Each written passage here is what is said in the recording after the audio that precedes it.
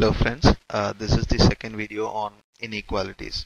Okay, and I believe you would have watched the first video, and this is the second video with different set of sums. Okay, so I'm going for the statement and conclusion straight away.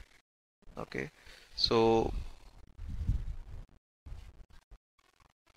so the first statement is if you see there are two commas, so that means there are three statements. So that is, first statement is A less than B, and the second statement is F greater than or equal to G. Okay, and the third statement is B less than F. Okay, so first thing which I have to do is I have to combine these three statements into one. Okay, so I'm going to do that. I'm going to write it as A less than B, and there are no common term between the first and the second one, so I'm going for the first and the third one. Between the first and the third one, the common term is B, so I'm going to write it as B less than F. Okay, and between the second and the third term, the common term is F. Okay, so I'm going to write it as F greater than or equal to G. Okay, this is the most important part. Okay, so if you can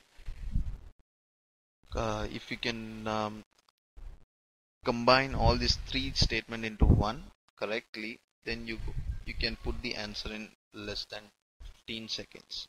Okay, so let's go for the conclusion, that is B greater than G, sorry, B less than G, and so B is here and G is here, so I'm going to write it as B less than F greater than or equal to G. So both are in opposite direction, so we cannot draw a conclusion. So the first statement is wrong. Okay, let's go for the second one. Second one is A greater than G. Okay, so A is here and G is here. So as you can see, these two symbols are in one direction and this is in the opposite direction, so we cannot draw a conclusion, so it is wrong. So since we cannot draw a conclusion, that means the conclusion is wrong, so we have to put it as fourth option. I believe you remember the option. The first option means first one is right, and the second option means the second one is right, and the third option means either first one or the second one is right. The fourth option means both are wrong, and the fifth option means both are correct. Okay, so for the 17th sum we got the answer as 4, that is both are wrong. Okay, even here we can see three statements, that is O greater than S, that is the first statement. The second statement is C less than D, and the third statement is S less than or equal to C. Okay, so the our first objective is we have to combine all these three statements into one statement. So I'm going to write the first statement as it is, and I'm going to combine the first and the third statement, because there is no common term between the first and the second one, so I'm going for first and third. The common term is S, so I'm going to write it as S less than or equal to C. And between the second and the third term, we can see that C is the common term, so I'm going to write it as C less than D. Okay, so this is the combined statement, and these 5 sums are very easy. So this is to make you understand the concept even better. Okay, so let's go for the conclusion. The first conclusion is O less than C. Okay, so O is here and C is here, so we are looking at this one. that is O less than, sorry, O greater than S and S less than or equal to C. And in the exam you don't have to write it separately, so just put the combined statement and you can draw the conclusion as it is. Okay, so the first objective when you write an exam is to save time and attend as many questions as possible. Okay, so we can see that this is both are in opposite direction, so we cannot draw a conclusion. So the first statement is wrong. Okay, so we are going for the second. For the first conclusion is wrong, so we are going for the second conclusion, that is S is less than D. Okay, so S is here and D is here, so I'm going to write it as S greater than, sorry, less than or equal to C less than D. Okay, so this is what we are looking at, and this is C. Okay, and you can see it is both are in the same direction, so we can draw a conclusion, and one is a dual functionality and the other one is also, the other one is a single functionality. So we know for a fact that the answer will be a single functionality, and we have to write the first statement, sorry, the first variable and the last variable as it is. So the result which we got is S less than D, and that is what is the conclusion. So the second one is right. Okay, so the first one is wrong and the second one is right, so the option would be 2. Okay,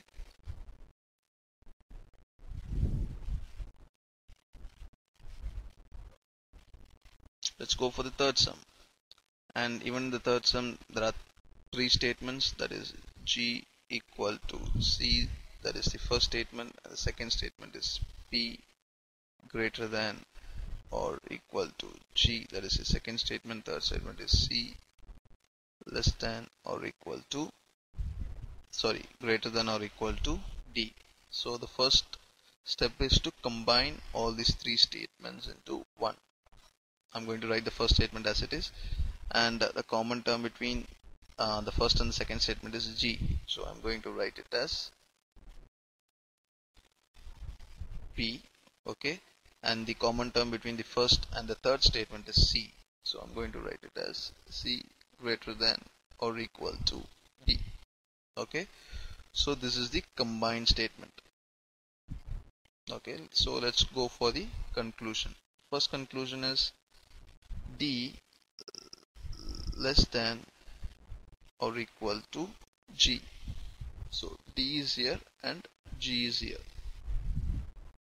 Okay, so I'm going to write it as G equal to C, that is equal to D. Okay, here we can see that G is equal to C, so shall I replace C with G? So I can simplify it as G greater than or equal to D, because both G and C are the same, and this is what is the conclusion.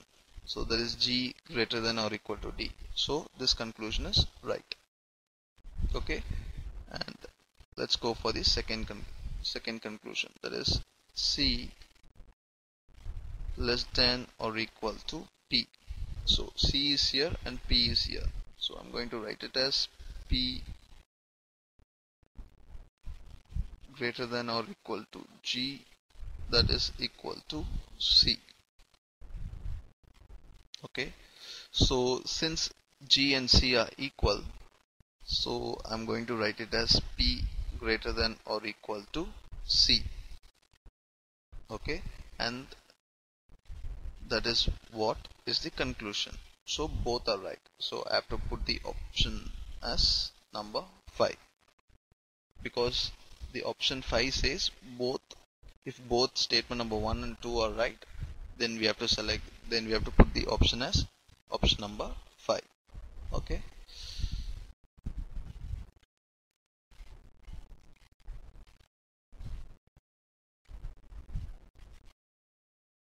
Let's go for the next sum. And the first statement is a greater than or equal to j, and the second statement is c equal to y, and the third statement is j greater than c. So the first step is to combine the three statement into one, that is a greater than or equal to j, and the common term between, there are no common term between the first and the second one, so I'm going for first and the third one. Okay, and the common term is j, and that means j greater than c. I'm going to write this one as it is. Okay, and the common term between the second and the third term is c, so I'm going to write it as c equal to y. Okay, so this is the combined statement which we have got. Okay, let's go for the conclusion. The first conclusion is y greater than j. So y is here and j is here. Okay, so j greater than c, that is equal to y. Since c and y are equal, I can write it as j greater than y. But the conclusion which they have given is y is greater than j. So this one is wrong. This conclusion is wrong. So let's go for the second conclusion, that is a greater than y. Okay, so this is the complete statement, and I can simplify it as a greater than or equal to j greater than y. Since c and y are equal, I'm going to write it as this one, and you can see both the symbols are in the same direction, so we can draw a conclusion. And there is a dual functionality and a single functionality symbol, so the answer would be a single functionality one, and we have to write the first statement and the last statement, and that is what the conclusion is. So the second option is right. Okay, so we have to write it as number 2.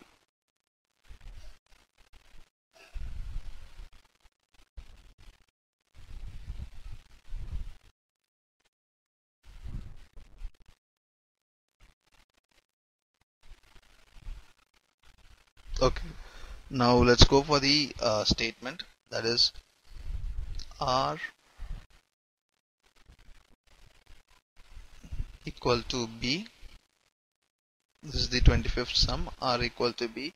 This is the first statement, and the second statement is b greater than or equal to t, and t less than or equal to d. Okay, this is the three statements, but if you see in the statement, you can see it is kind of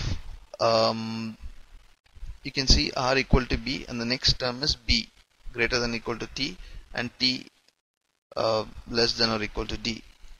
It is in the same order, so we can write it straight away as r equal to b greater than or equal to t less than or equal to d. The thing is, if you see a statement like this, if r is equal to b and the next statement start with the same letter, then you don't have to simplify it to a single one, because if you can see from this statement, it is already simplified and it is a single statement, because the end of the first statement is the beginning of the next statement, and the end of the second statement is the beginning of the third statement. So we can combine this b as 1 and we can combine this t as 1. So, and that is what we have done. Okay, so let's go for the conclusion, that is t greater than r. So this is what we are looking at, that is r equal to b greater than or equal to T. Okay, and we can see that it is in one direction, and we have a single functionality and a dual functionality. And for equal, we don't consider equal as a single functionality because equal is not going to make any change. So we can write it as R greater than or equal to T, because we can replace B with R since R and B are equal. So this should be the result. But the conclusion which they have given is T greater than R. So that is wrong. So this one is wrong.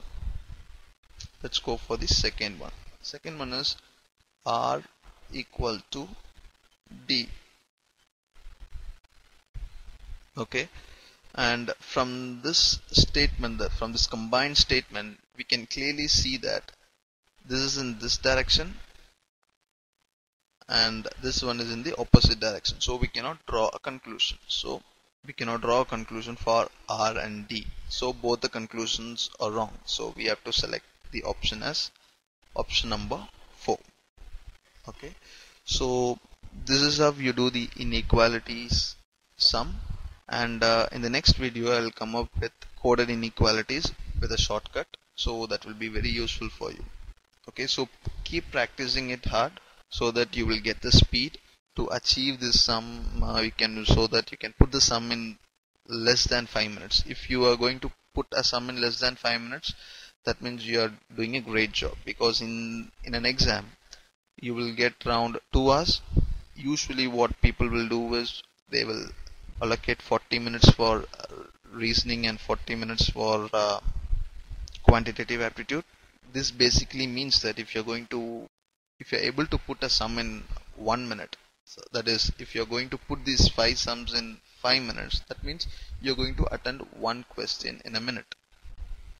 Okay, so that basically means in 40 minutes you will put 40 questions, and trust me, if you are able to put 40 questions right, then you will be selected. Okay, so don't worry, keep practicing the sums which you know better so that you will get the speed in that sum.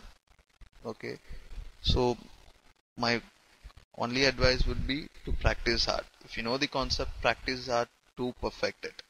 Okay, thank you so much for listening, and if you got any doubts, you can post it in the comment box. Okay, thank you.